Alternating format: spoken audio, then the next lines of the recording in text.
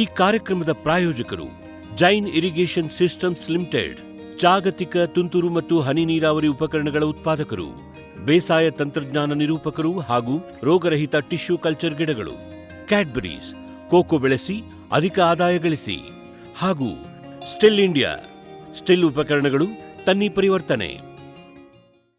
ವೀಕ್ಷಕರೇ ನಮಸ್ಕಾರ. ಇವತ್ತಿನ ಜ್ಞಾನ ವಿಜ್ಞಾನಿ ಕಾರ್ಯಕ್ರಮಕ್ಕೆ ತಮಗೆ ಸ್ವಾಗತ.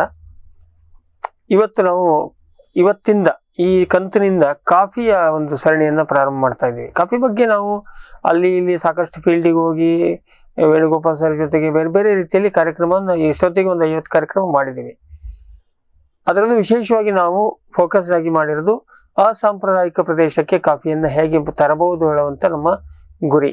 ಸಾಂಪ್ರದಾಯಿಕ ಪ್ರದೇಶಕ್ಕಿಂತ ಇಲ್ಲಿ ಇವತ್ತು ಹಂಗ ಮತ್ತೇನಕ್ಕೆ ನಾವು ರಿಪೀಟ್ ಮಾಡ್ತಾ ಇದೀವಿ, ಒಂದು ವ್ಯವಸ್ಥಿತವಾಗಿ ಜೋಡ್ಸಕ್ಕೆ ಅಂತ ಒಂದು ಪ್ರಯತ್ನ ಮಾಡ್ತಾ ಇದ್ವಿ. ಈಗ ನೀವು ನೋಡಿರ್ತೀರಿ ಕಾಳುಮೆಣಸಿನಲ್ಲಿ, ಕೋಕೋದಲ್ಲಿ, ಇದರೆಲ್ಲ ನಾವು ಒಂದು ಹಂತವಾಗಿ ಬುಡದಿಂದ ತುದಿಯವರೆಗೆ, ಆಮೇಲೆ ಶುಂಠಿನಲ್ಲಿ ಜೋಡಿಸಿಟ್ಟಾಗಿ ಏನು ಕೇಳಿದ್ರೆ ಒಂದು ಕಾಂಪ್ರಿಹೆನ್ಸಿವ್ ಆಗ್ತದೆ. ಅದನ್ನು ಆಮೇಲೆ ಮತ್ತೆ ತಿರ್ಗಾ ನಾನು ಅದನ್ನ ಒಂದು ಮುಖಪುಟ ಲೇಖನ ಮಾಡಿದಾಗ ಯಾರಿಗೆ ಬೇಕಾದ್ರೆ ಒಂದು ತಕ್ಷಣಕ್ಕೆ ಸಿಗುವಂತ ಒಂದು ಗೈಡ್ ಆ ಥರ ಆಗ್ತದೆ. ಹಾಗಾಗಿ ಇವತ್ತಿಂದ ಈ ಕಂತಿನಿಂದ ನಾವು ಕಾಫಿ ಬಗ್ಗೆ ಒಂದು ಸರಣಿಯನ್ನ ಮಾಡ್ತಾ ಇದೀವಿ.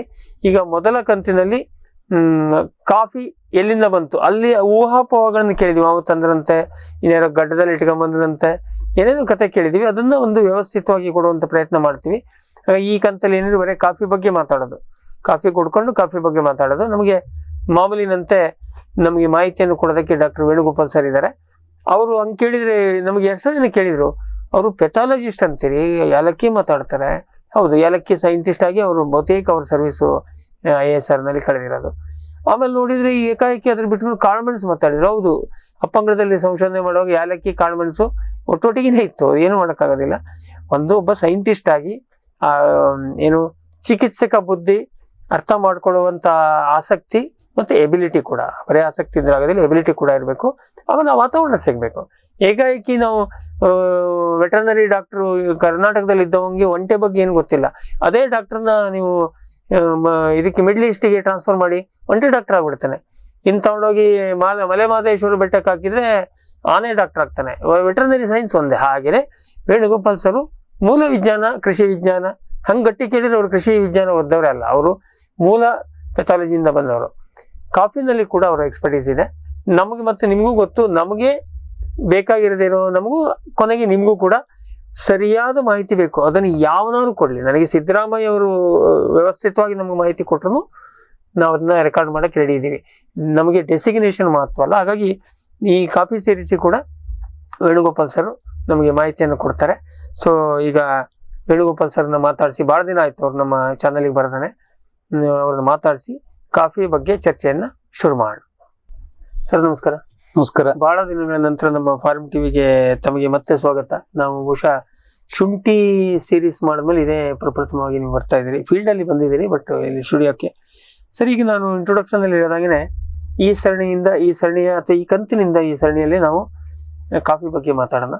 ಇಲ್ಲಿ ನಾನು ಪ್ರಾರಂಭದಲ್ಲೇ ವೀಕ್ಷಕರಿಗೆ ಮತ್ತೆ ತಮಗೆ ಒಂದು ಸ್ಪಷ್ಟಪಡಿಸೋದೇನೆಂದ್ರೆ, ಹೆಚ್ಚಾಗಿ ಅಸಾಂಪ್ರದಾಯಿಕ ಪ್ರದೇಶದಲ್ಲಿ ಕಾಫಿ ಬೆಳೆಯೋ ಬಗ್ಗೆ ಮಾತಾಡ್ತೀವಿ. ಕಾರಣ ಏನಂದ್ರೆ, ಸಾಂಪ್ರದಾಯಿಕ ಪ್ರದೇಶದ ರೈತರಿಗೆ ಬಹುತೇಕ ಜನರಿಗೆ ಗೊತ್ತು ಅದರಲ್ಲಿ, ಅಥವಾ ಅಷ್ಟು ವ್ಯವಸ್ಥಿತವಾಗಿ ಕಾಫಿ ಬೋರ್ಡು ಅವರು ಎಲ್ಲ, ಅಥವಾ ಒಂದು ರೀತಿ ಕಾಫಿ ಬೆಳೆ ಏರಿಯಾ ಏನಿದೆ ಟ್ರೆಡಿಷನಲ್ ಬೆಲ್ಟು, ಬಹಳ ಎಜುಕೇಟೆಡ್ ಇರುವಂತ ಊರು.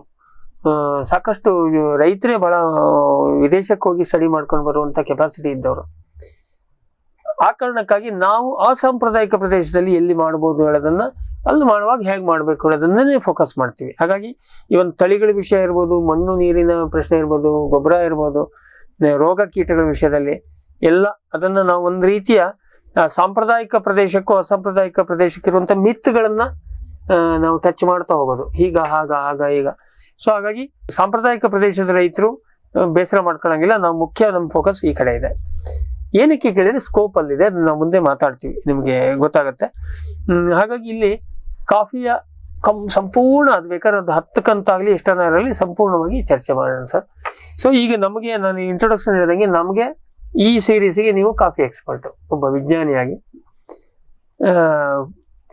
ಸರಿ, ಈಗ ನಾವು ಮೂಲದಕ್ಕೆ ಶುರು ಮಾಡೋದಾದ್ರೆ, ನಿಮಗೂ ಕಾಫಿಗೂ ಎಲ್ಲಿ ದೋಸ್ತಿ ಶುರು ಆಯ್ತು? ನಾನು ಇರುವ ಕೆಲಸ ಮಾಡಿದ್ದೇನೆ ಕಾಫಿ ಏರಿಯಾದಲ್ಲಿ ತಾನೆ. ಕಾಫಿ ಏರಿಯಾದಲ್ಲಿ? ಹೌದು. ಬಟ್ ನಿಮ್ ಕ್ರಾಪ್ ಅಲ್ಲ ಅದು? ಇಲ್ಲ, ನಮ್ ಕ್ರಾಪ್ ಅಲ್ಲ. ಆದ್ರೆ ಆ ಕ್ರಾಪ್ ಜೊತೆ ನಮಿದೆ. ಏಲಕ್ಕಿ ಕೂಡ ಕಾಫಿ ತೋಟದ ಒಳಗಡೆನೆ ಇರ್ತಾ ಇತ್ತು. ಏಲಕ್ಕಿ ಅಡಿಕೆ ತೋಟದಲ್ಲೂ ಇರ್ತಾ ಇತ್ತು. ಹೌದು. ಮತ್ತೆ ನಂತರ ಮೆಣಸು ಶುರುವಾಯ್ತು. ಅಲ್ಲಿಗೆ ಕಾಫಿ ಬಗ್ಗೆ ನಾವು ಇದನ್ನ ಅಂತ ಇಟ್ಕೊಂಡು 45 ವರ್ಷದ್ದು ನನಗೆ ಎಕ್ಸ್ಪೋಜರ್ ಇದೆ ಕಾಫಿದು. ಅಂದ್ರೆ ಮೂಲತಃ ನೀವು ಏಲಕ್ಕಿ ಹುಡ್ಕೊಂಡು ಹೋದ್ರಿ ನಿಮ್ಮ ಆನ್ ಡ್ಯೂಟಿ? ನಮ್ದಲ್ಲಿ ಈ ಕ್ರಾಪಿಂಗ್ ಸಿಸ್ಟಮ್ ಅಲ್ಲಿ ನಾವು ಈ ಕಾಫಿ ಸೇರ್ದಂತಾನೆ ಪೂರಾ ಹೋಲ್ ಫಾರ್ಮ್ ನಿ ಒಂದು ಯೂನಿಟ್ ಅಂತ ತಗೊಂಡು, ನಮ್ಮಲ್ಲಿ ಒಬ್ರು ಸೀನಿಯರ್ ಇದ್ರು, VS ಕೋರಿಕಾಂತಿಮಠ್ ಅಂತ, ಒಳ್ಳೆ ಅಗ್ರಾನಮಿಸ್ಟ್. ಮತ್ತೆ ಜೊತೆಗೆ ನನ್ಗೆ ಇಮಿಡಿಯೇಟ್ ಸೀನಿಯರ್ ಇದ್ದು, ಅವ್ರು ಕಾಫಿ ಬೋರ್ಡ್ ಡೈರೆಕ್ಟರ್ ಆದ್ರು. ನಾವು ಪೆಥಾಲಜಿಸ್ಟ್ ಆಗಿದ್ದು ಕೂಡ ಏಲಕ್ಕಿನಲ್ಲಿ ಕೆಲಸ ಪೆಥಾಲಜಿಸ್ಟೇ. ಇಲ್ಲ, ಅವ್ರ ಅಗ್ರಾನಮಿಸ್ಟ್. ಡಾಕ್ಟರ್ ಆರ್ ನಾಯ್ಡು ಪೆಥಾಲಜಿಸ್ಟೇ. ಅವರು ಕಿತ್ಲೆಯಲ್ಲಿ ಕೆಲಸ ಮಾಡಿ ಏಲಕ್ಕಿಗೆ ಬಂದು ಕಾರ್ಡಮಮ್ ಬೋರ್ಡ್ ಅಲ್ಲಿ ಅವರು ಡೈರೆಕ್ಟರ್ ಆಗಿ, ಸ್ಪೈಸಸ್ ಬೋರ್ಡ್ ಅಲ್ಲಿ, ಮತ್ತೆ ನಂತರ ಕಾಫಿ ಬೋರ್ಡ್ ಗೆ ಡೈರೆಕ್ಟರ್ ಆದ್ರು. ಇದು ಒಂಥರ ಪ್ಯಾಥೋಜನ್ಸ್ ಎಲ್ಲ ಕ್ರಾಪ್ ಶಿಫ್ಟ್ ಮಾಡದಂಗೆ ಪಕ್ಕದಲ್ಲಿ ಇದ್ರೆ ಶಿಫ್ಟ್ ಆಗ್ಬಿಡೋದು. Coffee board director, coconut board director, DCCD director ಎಲ್ಲ ನಿಮ್ಗೆ ಆಶ್ಚರ್ಯ ಆಗ್ಬೋದು. ಈಗ ಕಾಳ್ಮೆಂಟ್ಸ್ ಅಲ್ಲಿ ಒಂದು ಎಕ್ಸ್ಟೆನ್ಷನ್ ಆಗಿ ಎಲ್ಲಾ ಕಡೆ ಹೋಗ್ಬೇಕಾದ್ರೆ, ಈಗ ಸಾಂಬಾರ್ ಮಂಡ್ಲಿ ಸ್ಪೈಸಸ್ ಬೋರ್ಡ್ ಗಿಂತ ನಮಗಿಂತ ಹೆಚ್ಚು ಕೆಲಸ ಮಾಡೋದು coffee ಬೋರ್ಡೆ.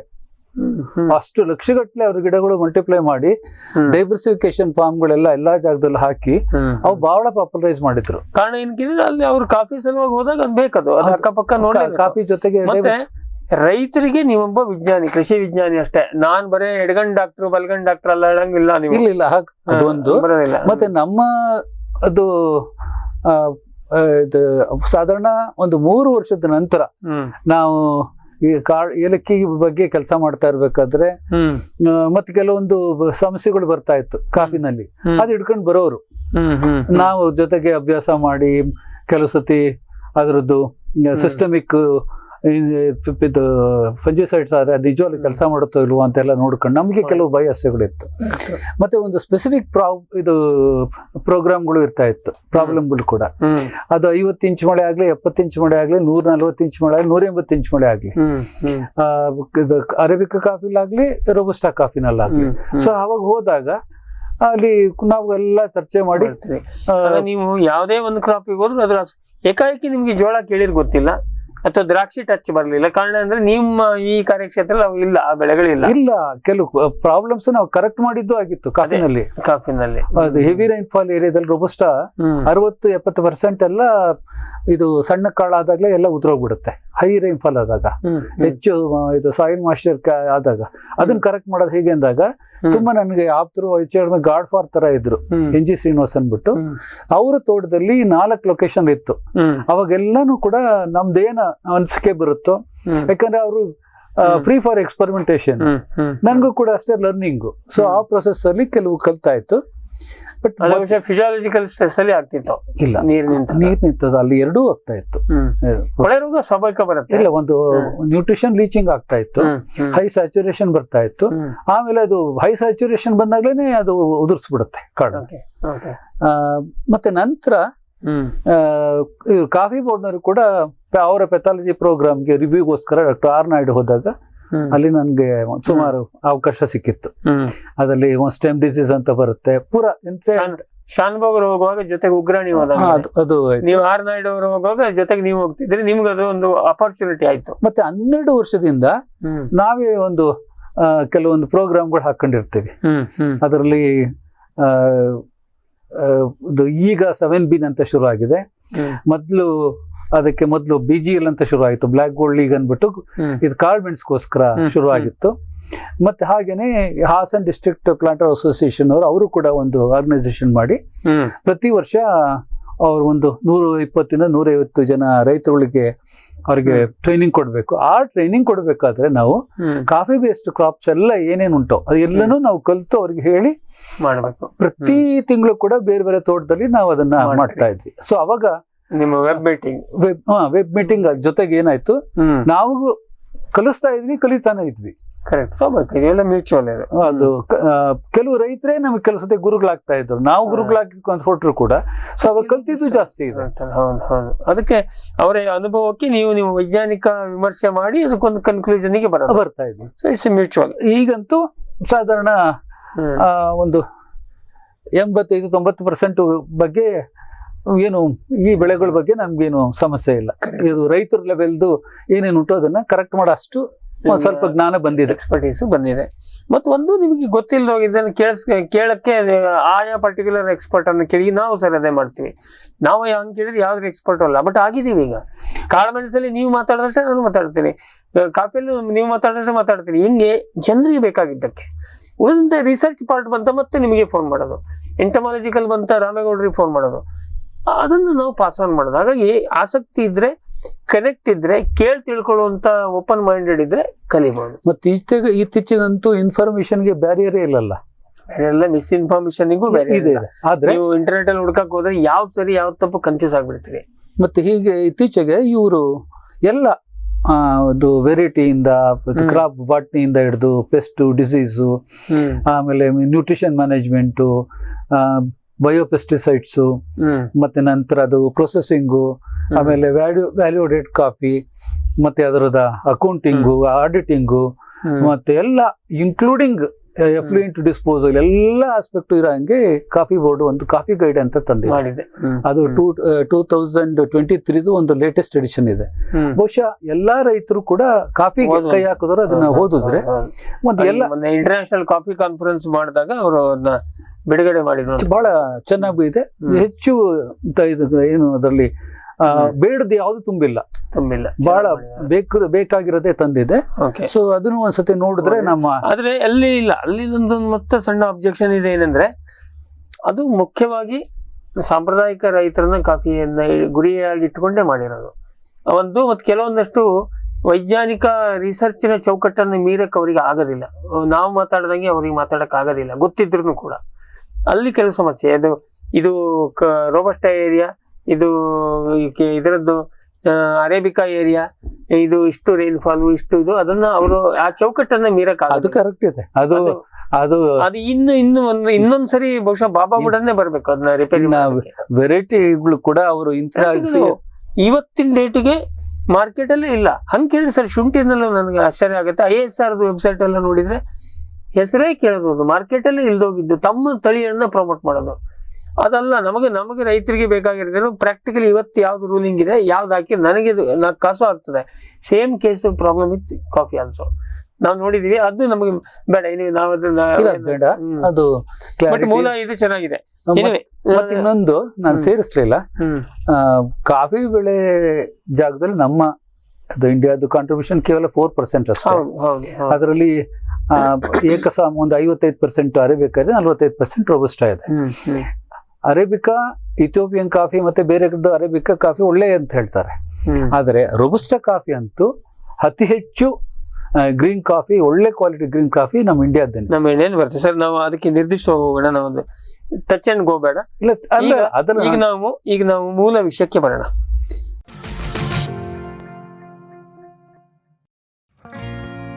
Jain irrigation systems limited ಭಾರತದ ಹನಿ ನೀರಾವರಿ ತಂತ್ರಜ್ಞಾನದ ಪ್ರಥಮ ಪ್ರವರ್ತಕ, ಜಗತ್ತಿನ ಅತಿ ದೊಡ್ಡ ಸ್ಪ್ರಿಂಕ್ಲರ್ಸ್ ಉತ್ಪಾದಕ ಕಂಪನಿ. ಸಂರಕ್ಷಿತ ಕೃಷಿಯಲ್ಲಿ ಹಸಿರು ಮನೆಗಾಗಿ ಮಿಸ್ಟರ್, ಫಾಗರ್, ಫ್ಯಾನ್ ಮತ್ತು ಪ್ಯಾಡ್ ಹಾಗೂ ನೆರಳು ಮನೆ, ಸ್ವಯಂ ಚಾಲಿತ ನೀರಾವರಿ ವ್ಯವಸ್ಥೆ ಮತ್ತು ರಸಾವರಿ ತಂತ್ರಜ್ಞಾನ. ಕೃಷಿಯಲ್ಲಿ ನೀರಿನ ಸಮರ್ಪಕ ಬಳಕೆ ಹಾಗೂ ಉಳಿತಾಯಕ್ಕೆ ಮತ್ತೊಂದು ಹೆಸರು ಜೈನ್. ಕೋಕೋ ಈಗ ಕರ್ನಾಟಕದ ವಾಣಿಜ್ಯ ತೋಟದ ಬೆಳೆಗಳಲ್ಲೊಂದು. ಅಧಿಕ ಇಳುವರಿಯ ಹೈಬ್ರಿಡ್ F1 ಗಿಡಗಳು ಕ್ಯಾಡ್ಬರಿ ನರ್ಸರಿಗಳಲ್ಲಿ ಮಾತ್ರ ಲಭ್ಯ. ಗಿಡ ಬೇಕಾದವರು ಕ್ಯಾಡ್ಬರಿ ಅಧಿಕಾರಿಗಳನ್ನು ಸಂಪರ್ಕಿಸಿ.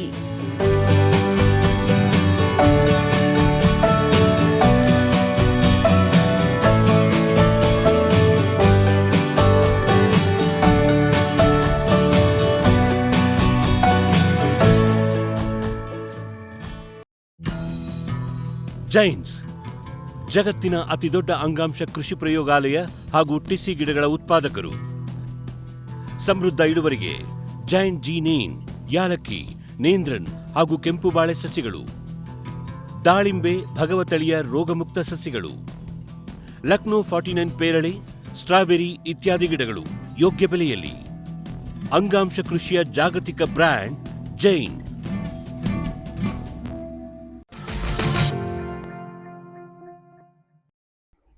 ಸರಿ, ಈಗ ಕಾಫಿ ಹೇಳೋದು ಏನಿದೆ, ನಿಮಗೆ ಹೆಂಗ್ ಕಾಫಿ ಸಂಪರ್ಕ ಬಂತು ಹೇಳಿದ್ದಕ್ಕೆ ಇಷ್ಟು ನಮಗೆ ಕತೆ ಬಂತು. ಕಾಫಿ ಮೂಲತಃ ಎಲ್ಲಿಂದ ಬಂತು? ನಾವೆಲ್ಲ ಅಲ್ಲಿ ಕತೆ ಕೇಳಿದೀವಿ ಅಷ್ಟೇ. ಕಾಫಿ ಮೂಲತಃ ಯಾವ ಊರಿಂದು? ನಮ್ಮ ಇಂಡಿಯಾದಂತೂ ಅಲ್ಲ, ಖಂಡಿತ ಅಲ್ಲ. ಕಾಫಿಯ ಅರೇಬಿಕಾ, ಕಾಫಿಯ ರೋಬಸ್ಟಾ ಸೈಂಟಿಫಿಕ್ ನೇಮ್. ಇದು ರೂಬಿಯಸಿ ಅಂತ ಒಂದು ಫ್ಯಾಮಿಲಿ, ರೂಬಿಯಸಿ ಫ್ಯಾಮಿಲಿ. ಅದರ ಸುಮಾರು 70ಕ್ಕೂ ಹೆಚ್ಚು ಸ್ಪೀಶೀಸ್ ಬರುತ್ತೆ. ಸೆಂಟ್ರಲ್ ಆಫ್ರಿಕಾ ಅದ್ರದ್ದು ಹೋಮ್ಲ್ಯಾಂಡ್, ಸೆಂಟ್ರಲ್ ಆಫ್ರಿಕಾ. ಅದರಲ್ಲಿ ಅರೇಬಿಕಾದು ಇಥಿಯೋಪಿಯಾದಲ್ಲಿ ಹೆಚ್ಚಿದ್ರೆ, ಅದ್ರ ಪಕ್ಕದ ಕಾಂಗೋನಲ್ಲಿ ರೋಬಸ್ಟಾದು ವೆರೈಟೀಸ್ ಇದೆ. ಅವು ನ್ಯಾಚುರಲ್ ಫಾರೆಸ್ಟ್ ಅಲ್ಲೇನೆ ಆ ಸ್ಪೀಶೀಸ್ ಎಲ್ಲ ಇದೆ, ಅಲ್ಲಿ ತಯಾರಾಗಿರೋದು. ಅಂದ್ರೆ ಈಗಲೂ ನ್ಯಾಚುರಲ್ ಆಗಿರ್ಬೋದು, ಈಗಲೂ ನ್ಯಾಚುರಲ್ ಆಗಿದೆ. ಮತ್ತೆ ಅದ್ರ ಡೇಟಿಂಗ್ ಇದ್ರ ಮೇಲೆ ಸಾಧಾರಣ ಅಂದಾಜು ಅರೇಬಿಕಾ ಕಾಫಿನೇ ಒಂದು 60,000 1 ಲಕ್ಷ ವರ್ಷ ಅಷ್ಟಾಗಿದೆ. ಅದು ಯಾವಲ್ಲ ಮನುಷ್ಯ ಹುಟ್ಟೋದಕ್ಕಿಂತ ಮೊದಲು ಅಥವಾ ಮನುಷ್ಯ ಇನ್ನು ಚಡ್ಡಿ ಹಾಕೋದ್ ಕಲ್ತಿಲ್ಲ, ಅದು ಗೊತ್ತಿಲ್ಲ. ಒಟ್ಟಲ್ಲಿ ಎಷ್ಟಾಗಿದೆ, 1 ಲಕ್ಷ ವರ್ಷ. ಆ 70 ಸ್ಪೀಶೀಸ್ ಅಲ್ಲಿ 4 ಸ್ಪೀಶೀಸು ಇಲ್ಲಿಗೆ ಉಪಯೋಗ ಬಂದಿದೆ. ಹಾಗಾದ್ರೆ ಇನ್ನೂ ವೈಲ್ಡ್ ಆಗಿ ಬೇರೆ ಬೇರೆ ಸ್ಪೀಶೀಸ್ ಇರ್ಬೋದು, ಅದು ಗೊತ್ತಿಲ್ಲ. ಆದ್ರೆ ಒಂದು ಕಾಫಿ ಅರೇಬಿಕಾ, ಅದಕ್ಕೆ ಅರೇಬಿಕಾ ಕಾಫಿ ಅಂತ ಹೇಳೋದು. ಮತ್ತೆ ಇನ್ನೊಂದು ಇಥಿಯೋಪಿಯಾ ಮೇನ್, ಮತ್ತೆ ಇನ್ನೊಂದು ಕಾಫಿಯ ರೋಬಸ್ಟಾ, ಕೆನೆಫೋರಾ ಅಂತ. ಅದು ರೋಬಸ್ಟಾ ಅಂತ ಕಾಮನ್ ಆಗಿ ಹೇಳೋದು, ಕೆನೆಫೋರಾ. ಓಕೆ, ಕೆನೆಫೋರಾ ನಾವು ರೋಬಸ್ಟಾ ಅಂತ ಹೇಳೋದು. ಬಟ್ ಸೈಂಟಿಫಿಕ್ ಕಾಫಿಯ ರೋಬಸ್ಟಾ ಅಂತೂ ಇದೆ. ಆಮೇಲೆ ಇನ್ನೊಂದು ಸಾಧಾರಣ ಕ್ರಾಸಿಂಗ್ ಎಲ್ಲ ಉಪಯೋಗಿಸ್ಕೊಂಡಿದ್ದಾರೆ. ಕಾಫಿಯ ಯುಜಿನಾಯ್ಡಿಸ್ ಅಂದ್ಬಿಟ್ಟು, ಯುಜಿನಾಯ್ಡಿಸ್ ಆಕ್ಚುಲ್ ಆಗಿ ಅದು ಒಂದು ಪೇರೆಂಟ್ ಕ್ರಾಸಿಂಗ್ ಅಲ್ಲಿ. ಮತ್ತೆ ಇನ್ನೊಂದು ಮರಕಾಫಿ ಕಾಫಿ ಅಂತ ಇದೆ, ಅದು ಕಾಫಿಯ ಲೈಬೇರಿಕಾ. ಅದು ಕೂಡ ಉಪಯೋಗದಲ್ಲಿದೆ. ಇದೆಲ್ಲದೂ ಲೈಬೇರಿಕಾ ಅಂದ್ರೆ ಲೈಬೇರಿಯಾದಲ್ಲಿ ಬಂದಿದ್ದ, ಅದು ಬಿಟ್ಟಾಕ್ಬಿಡಿ ಅದು. ಮತ್ತೆ ಇನ್ನೊಂದು ಅದ್ರ ಜೊತೆಗೆ ಈ ಕಾಂಜೆನ್ಸಿಸ್ ಅಂತ ಒಂದು ಬರುತ್ತೆ, ಕಾಫಿಯ ಕಾಂಜೆನ್ಸಿಸ್ ಅಂದ್ಬಿಟ್ಟು ಒಂದ್ ಸಾಧಾರಣ ಡ್ರೂಪಿಂಗ್ ಬ್ರಾಂಚ್ ಇದ್ದು ಒಂದು ಕಾಂಪ್ಯಾಕ್ಟ್ ಟೈಪ್. ಅದನ್ನ ಈಗ ಒಂದು ಸ್ವಲ್ಪ ಹೈ ಡೆನ್ಸಿಟಿ ಪ್ಲಾಂಟಿಂಗ್ಗೆ ಮತ್ತೆ ಅದ್ರ ಕ್ಯಾರೆಕ್ಟರ್ಸ್ ಚೆನ್ನಾಗಿದೆ. ಅದನ್ನೇ ಕ್ರಾಸ್ ಮಾಡ್ಬಿಟ್ಟು ಒಂದು ವೆರೈಟಿ ಕೂಡ ಬಂದಿದೆ. ಅದು ರೋಬಸ್ಟಾದಲ್ಲಿ ಒಂದು ವೆರೈಟಿ ಬಂದಿದೆ. ಅದರಲ್ಲಿ ಇದು ಕಾಫಿಯ ಕೆನೆಫೋರಾ ಮತ್ತೆ ಈಗ ಕಾಫಿಯ ಕಾಂಜೆನ್ಸಿಸ್ ಎರಡು ಕ್ರಾಸ್ ಮಾಡಿ ಬಂದಿದೆ. ಅದನ್ನೇ C/R ಅಂತ ನಾವು ಗುರುತಿಸ್ಕೊಳ್ಳೋದು. C/R ಅದು ಡ್ವಾರ್ಫ್ ರೋಬಸ್ಟಾ ಅಲ್ಲ, C/R ಹೌದು. ಕಾಫಿಯ ಕೆನೆಫೋರಾ ಮತ್ತೆ ಕಾಫಿಯ ಕಾಂಜೆನ್ಸಿಸ್. ಹೌದು. ಓಕೆ, ಹಂಗಾರೆ ಈ ನಮ್ಮ ರೆಗ್ಯುಲರ್ ರೋಬಸ್ಟಾ ಅರೇಬಿಕಾ ಕ್ರಾಸ್ ಮಾಡಿದಲ್ಲ ಅದು C/R. ಅದು ಆಗೋದು ಇಲ್ಲ. ಅದಕ್ಕೆ ಅವ್ರು ಕ್ಲೈಮ್ ಮಾಡ್ತಾರೆ ಪ್ಯೂಟೇಟಿವ್ ಇದು ಅಂತ. Arabica coffee 44 chromosome. ಅದು ನ್ಯಾಚುರಲ್ ಅಲ್ಲೋಪ್ಲಾಯ್ಡ್ ಅಂದ್ರೆ 2 ಸ್ಪೀಶೀಸ್ ಆಗಿ ಕ್ರಾಸ್ ಬಂದಿರೋದು, ಮಿಕ್ಸ್ಅಪ್ ಆಗಿ ಆಮೇಲೆ ಸೆಲ್ಫ್ ಪಾಲಿನೇಟೆಡ್ ಅದು. ಮತ್ತೆ ಇದು ರೋಬಸ್ಟಾ 22 ಕ್ರೋಮೋಸೋಮ್. ಅದು 44 ಇದ್ರದ್ದು ಹ್ಯಾಪ್ಲಾಯ್ಡ್ ನಂಬರು ಒಂದು ಸೆಟ್ ಕ್ರೋಮೋಸೋಮ್ ಅಂದ್ರೆ 11 ಮಾತ್ರ. 11 ಇದು diploid robusta. Highly self incompatible. ಅದು ಪಾಲಿನೇಟ್ ಆಗೋದೇ ಇಲ್ಲ. ಅದು ಸ್ಟೈಲೇನೆ ಉದ್ದ ಮೇಲ್ಗಡೆ ಬಂದ್ಬಿಡುತ್ತೆ. Self incompatible. ಅದರಲ್ಲಿ ಅರೇಬಿಕಾ ಕಂಫರ್ಟಬಲ್. ಅದ್ರಲ್ಲಿ 2 ಸ್ಪೀಶೀಸ್ 2 ಸೆಟ್ ಕ್ರೋಮೋಸೋಮ್ ಇದೆಯಲ್ಲ, ಅದಕ್ಕೆ ಚೆನ್ನಾಗಿ ಕ್ರಾಸ್ ಇದಾಗುತ್ತೆ ಅದು. ಸೊ ಅದು ಹಾಗಾದ್ರೆ ಕ್ರಾಸ್ ಪಾಲಿನೇಷನ್ ತಗೊಳ್ಳೋದಿಲ್ಲ ಅದು.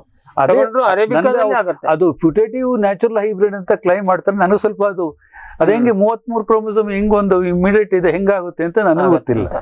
ಸೊ ಒಟ್ಟಾರೆ ಏನ್ ಕೇಳಿದ್ರೆ ಇವೆರಡು ಬೇರೆ ಬೇರೆ. ಹಾಗಾದ್ರೆ C/R ಹಾಗೆ ಬಂತು. ಓಕೆ, ಈಗ ನೀವು ಇದು ಹೇಳಿದ್ರೆ ನಾವು going back to origin, Ethiopia central ಆಫ್ರಿಕಾದಲ್ಲಿ ಬಂತು. ಅದಕ್ಕೆ ಅಲ್ಲಿಂದ ಹೆಂಗೆ ಜಗತ್ತಿಗೆ ಹೇಗೆ ಪ್ರಸಾರ ಆಯ್ತು ಅದು ನಾನು ಕೇಳ್ಪಟ್ಟಿದ್ದೆ, ನೀವು ಹೇಳ್ಬೇಕು. ಅದು ನಾನು ಓದಿರೋದು.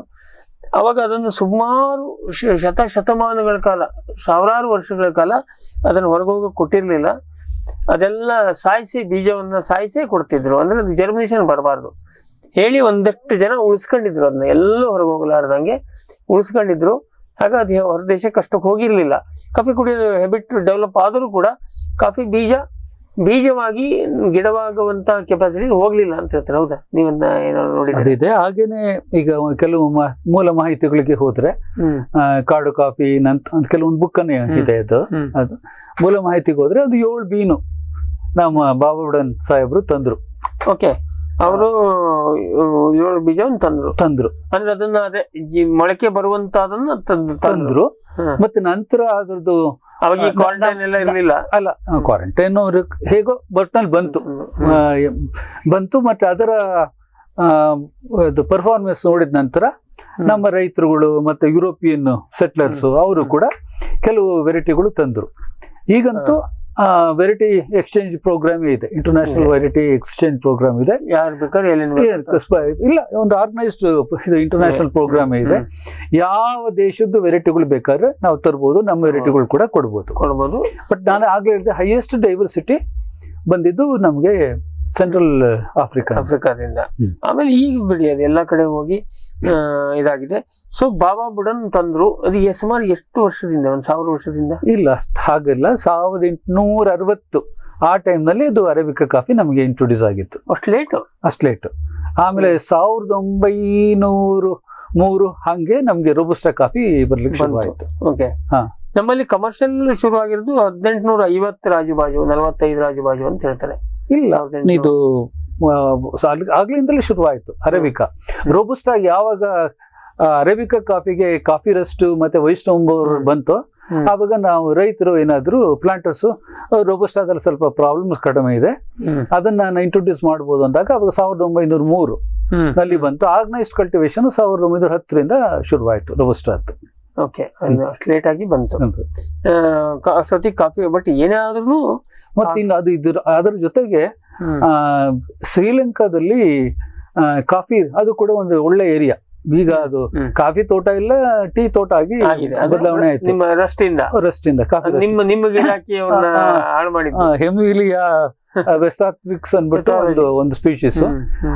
ಅದು ಪುರಿ ಡ್ರಿಂಕಿಂಗ್ ಹ್ಯಾಬಿಟೇ ಚೇಂಜ್ ಮಾಡಾಕ್ಬಿಡ್ತು. ಕಾಫಿ ಕುಡಿಯೋರು ಬಿಟ್ಟು ಟೀ ಕುಡಿಯಕ್ಕೆ ಶುರು ಮಾಡಿದ್ರು.